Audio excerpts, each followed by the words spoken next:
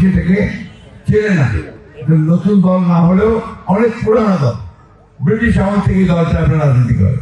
কিন্তু আমাদের এই অঞ্চলে আমরা যেহেতু জামাতে ইসলাম ঠিক সেইভাবে আসেনি কখনো, বহু আগে ছিল আপনার 91 সাল নির্বাচনে জামাত ইসলাম নির্বাচন করছিল, তখন তারা সেইভাবে ভালো করতে পারেনি, এরপরেও আমরা কখনো ভালো করতে পারিনি।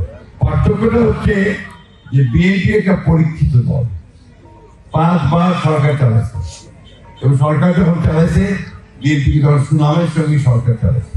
কারণ 15 বছর আমরা ছিলাম ওই তারার মুখে, পুলিশ তারা নিয়ে বেড়াইতো, মামলা দিত, বিভিন্নভাবে আমাদের নেতা কর্মীদেরকে মামলা দিত। এমন একটা ছেলে নাই যারা আপনার আমাদের বিএনপি করে অথচ মামলা খায় না, সবাই। ওই সরকারটা মোট 60 লক্ষ মানুষের বিরুদ্ধে মিথ্যা মামলা দিচ্ছে। আমার বিরুদ্ধে মামলা ছিল যে আমি সেক্রেটারিয়েটের মধ্যে বোমা মারছি, 111টা মামলা, 11 বার আমাকে জেলে নিয়ে গেছে, 11 বার। 3.5 বছর আমি জেলে ছিলাম।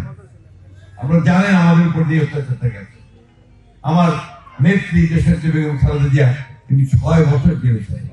যখন আপনার হাসিনা সরকার পতন হলো, হাসিনা ভারতে পলাই গেল, তখন একটা সুযোগ সৃষ্টি হয়েছে এই মামলাগুলো তুলে নেওয়ার। বেশিরভাগ মামলা তুলে নিয়েছে, কিছু আপনার আইনগত ভাবেই আমরা এটাকে শেষ করতে পারছি।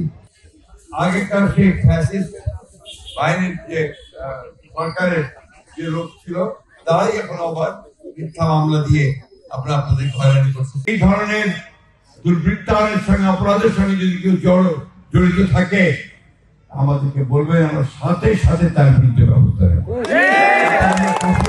করবো না।